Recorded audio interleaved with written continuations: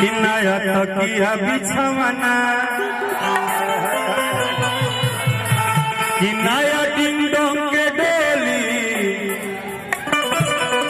हमारा तो लाइन में सुन रहा है कि नया डिंडों के डोली दीवार कि कोरा में सट के उलट के पलट के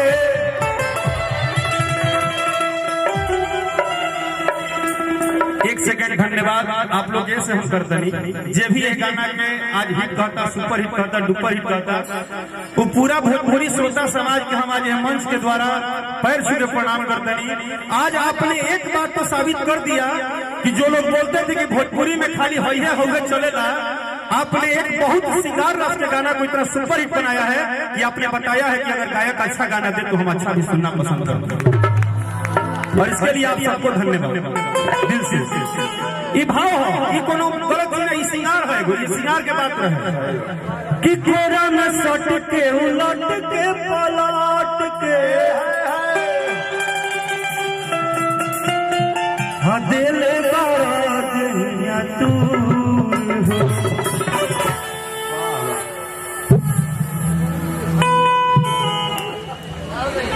हम अपन जहिया पूरा टाइम गावत ये गाना आज हम अपनी हीरोइन बुला रहे हैं। आइए मेरी हीरोइन अच्छा वाले क्या हो? अरे मजा का ये जो डांस कर रहा तो कोई नहीं करेगा। देखिए यार तो जानते तो क्वालिटी जानो यह तो छोटे बाबा है, हम लोग काहे प्यार करते हैं, यही तो है। हम सीधे दिया बढ़िया, हाँ हुक्म सीधे भाव देखिए। अरे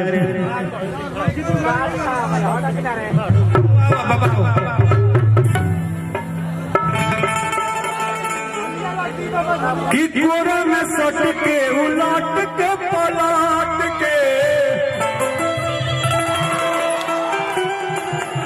दिले बड़ा दहिया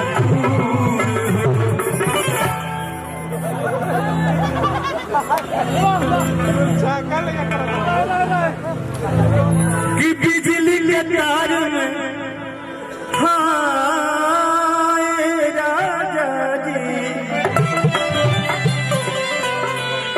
बिजली के तार में भतार छुड़ैलो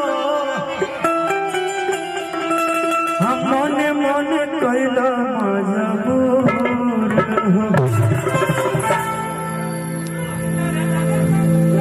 कि ऐसे जन सकती कि कोरा होती कि टूटेला बदन पोरे राजा तनी जाने न बहरिया बदन पर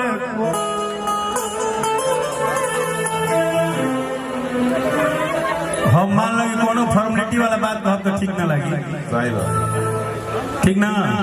लेकिन एक बात हम क्या कहो पूरा सासाराम का हमारा लगता है कि पूरा शाहबाद जानता कि अंकुश राजा के प्यार में राकेश मिश्रा बिक गई बड़े पिछले 9 जाने कितना सालों से, कि पूरा शाहबाद जाना था।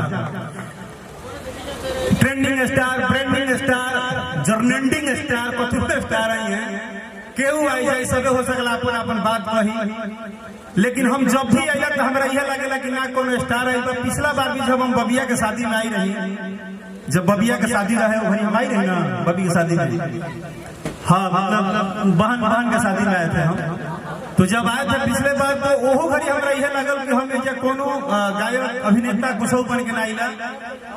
अंकुश और राजा इन दो ऐसे नाम हैं जिन्होंने अपने प्यार में राकेश मिश्रा को कैद कर लिया है और न जाने आजीवन जब तक सांस रहेगा हम यहाँ के लोगों के लिए कैद हो गए। और ये आपका प्यार है बाबा, ये गार्जियन जो लखन बाबा है उनका प्यार है, आपका प्यार है। आप विशेष हमारा जानते बड़ा कुछ बुझाए ना आगे पीछे। बहुत बुझाना था हमारे। अच्छा आप आए हैं क्या? जी हाँ मेरे दोस्तों। ओ चिरकुटी प्रसाद नहीं है? ओ माय गॉड यू आर द लाल लाल हियर।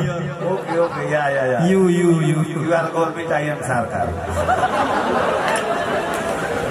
चलो छोटे बाबा तनी तनी पीछे हो जाओ बस। ये तो पीछे नहीं लिखा ना बहुत हमें दिक्कत होता देखे। चलिए धन्यवाद। सबसे पहले यह धरती आकाश सृष्टि के मालिक भगवान पूरब पश्चिम दक्षिण उत्तर जितना भी दिशा होला 10 दिशा से हर जगह से यह दुआ मांगतनी कि जौन आज ई लड़का के तिलक पड़ल बा, जौन ई घर में खुशहाली आ रहा बा, जौन बहू आई हैं वह घर के प्रतिष्ठा आई हैं, और ये दोनों वर और वधू के ये पूरा सृष्टि के जितना भी जगह सुन रहा हो, अगर हमने की आवाज सबके तरफ से दुआ आशीर्वाद मिले और एक घर में एक नया खुशहाली आवे, घर में एगो लक्ष्मी आवे, और हमारा घर की एगो लक्ष्मी आवत यही चलते आज हमारे क्या कहे बहुत खुश बनी है।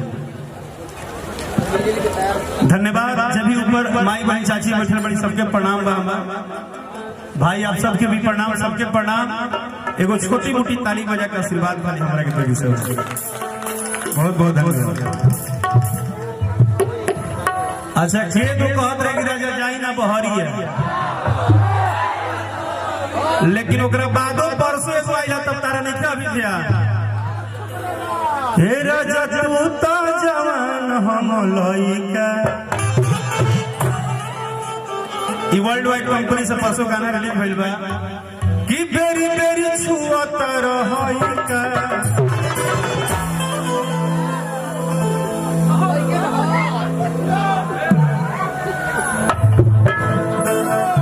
देखा तनी नो है हीरोगा के लड़का है यो। हे राजा तू तो जवान हम लइका,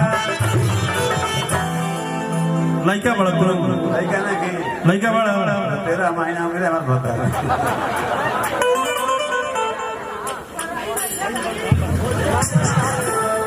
अच्छा, लेकिन ये सब हो 2 मिनट बाबा, 2 मिनट होगा, मर मजाक सब होगा। हम बोले ना कि सब लोग जब गा लिया तो हम इसलिए अस्थित थे कि हम घर में आए हैं। 2 मिनट खाली दे दीजिए, 2 मिनट डांती लगा ले, बोलो बोलो 2 मिनट डांती लगाई तो तनिको ठंडा ना लगी, खाली गर्मी छकबे करी देगी। 2 मिनट खाली। अब कुछ अपन संगीत के वो वसूल बा, वही हिसाब से हमने सबसे पहले थोड़ा सा अपना सिस्टम में चलते नहीं।